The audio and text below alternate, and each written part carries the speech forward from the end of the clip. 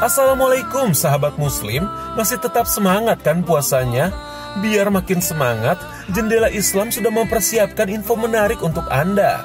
Di antaranya tentang ruqyah yang konon katanya bisa menyebabkan hilangnya kesempatan seseorang masuk ke dalam surga tanpa hisab. Wah, kok bisa?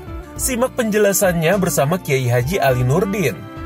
Lalu di segmen yang kedua, kita akan membahas kebiasaan penduduk surga dan neraka yang ternyata sudah dapat dilihat sejak kita masih di dunia. Ciri-cirinya ada di kita nggak ya? Insya Allah ya sahabat muslim, kita semua menjadi ahli surga. Amin ya rabbal alamin. Dan di segmen yang terakhir, kita akan membahas hidayah unik yang didapatkan orang-orang saat masuk Islam. Salah satunya karena bayi yang tertukar. Simak kisah inspiratifnya yang insya Allah akan menambah keimanan kita. Bismillahirrahmanirrahim. Sahabat muslim, ini dia Jendela Islam.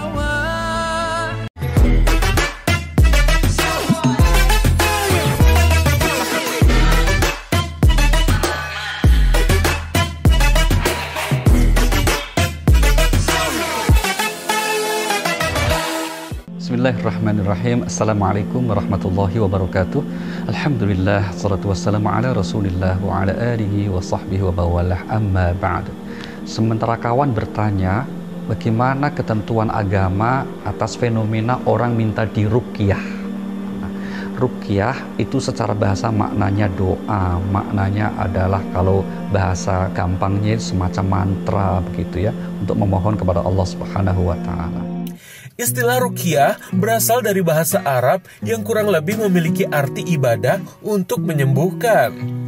Ruqyah ternyata merupakan peninggalan zaman jahiliyah dengan media jin dan juga benda-benda keramat. Dan sejak Islam hadir, ruqyah ala jahiliyah ini diharamkan Rasulullah. Dikisahkan ada seorang wanita yang bernama Asy-Syifa.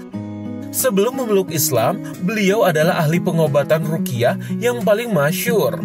Kesaktiannya dalam ruqyah telah menyembuhkan banyak orang. Namun tentunya, ruqyah yang dilakukan Asy-Syifa bukan berdasarkan Al-Quran. Hingga suatu hari, beliau memeluk agama Islam. Namun semenjak masuk Islam, beliau tidak mau lagi melanjutkan keahliannya tersebut. Padahal banyak yang membutuhkan pertolongannya. Beliau berkata, "Aku tidak berani meruqyah sebelum Rasulullah mengizinkanku." Akhirnya, Rasulullah meminta Asy-Syifa mempraktikkan caranya meruqyah.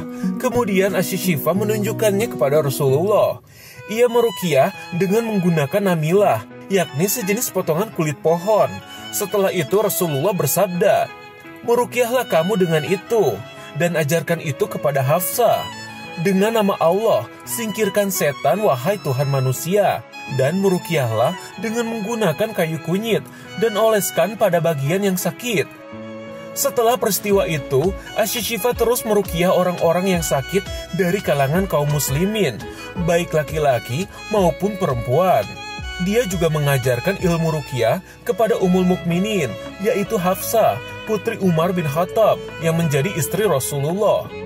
Bahkan, beliau masuk ke dalam jajaran 150 perempuan salihah teladan muslim sepanjang masa di bidang pengobatan, karya Syekh Abu Malik Muhammad bin Hamid. Tak heran jika kita sering menemukan nama balai pengobatan menggunakan nama beliau, mulai dari klinik sampai rumah sakit. Namun meski Rasulullah sudah menganjurkan ruqyah sebagai pengobatan Islami, tetapi ada pula pendapat para ulama yang menyatakan orang yang meminta diruqyah tidak akan mendapatkan kesempatan menjadi bagian dari 70.000 umat muslim yang masuk surga tanpa hisab. Wah, kok bisa ya sahabat muslim? Lalu jenis ruqyah apa yang dilarang tersebut? Nah, tentu saja dalam kaitan ruqyah ini para ulama berbeda pendapat. Ada secara umum, ada dua jenis ruqyah. Ruqyah yang syar'iyyah, artinya ruqyah yang memang diajarkan dalam agama. Ada petunjuk agama yang mengaturnya. Misalnya kalau untuk supaya kita diberikan penjagaan oleh Allah Subhanahu wa taala, maka ada surah-surah tertentu, ayat tertentu, doa tertentu yang diajarkan agama untuk kita selalu baca. Tapi ada juga model ruqyah, orang menyebutnya juga ruqyah, tapi itu ghairu syar'iyyah, yang tidak sesuai dengan syariat. Maka jawaban atas pertanyaan pertama tadi, adalah kalau ruqyah yang memang sesuai dengan syariat, tentu saja itu sesuatu yang boleh dan baik saja. Meskipun pada dasarnya setiap orang ketika dia beribadah dengan baik, istiqomah dalam munajat doa-doanya kepada Allah, mengikuti petunjuk syariat, sebenarnya itu sudah bagian dari meruqyah dirinya sendiri. Namun ketika ada kawan yang misalnya karena satu dan lain hal, dia kemudian mendapatkan cobaan, apakah kehilangan kesadaran, atau semacam kalau dalam bahasa mudah kesurupan, boleh dibantu oleh orang lain yang mengerti dan memahami untuk berdoa kepada Allah, itu yang kita sebut sebagai meruqyahnya. Tapi kalau orang yang normal, wajar-wajar saja, tentu tidak bertempatnya kalau kemudian meminta orang lain untuk ruqyah, karena yang meruqyah ya belum tentu kemudian terbebas dari masalah. Yang terpenting apa? Istiqomah untuk selalu kita beribadah kepada Allah dan berdoa untuk kemaslahatan kita dunia dan akhirat. Wassalamualaikum warahmatullahi wabarakatuh.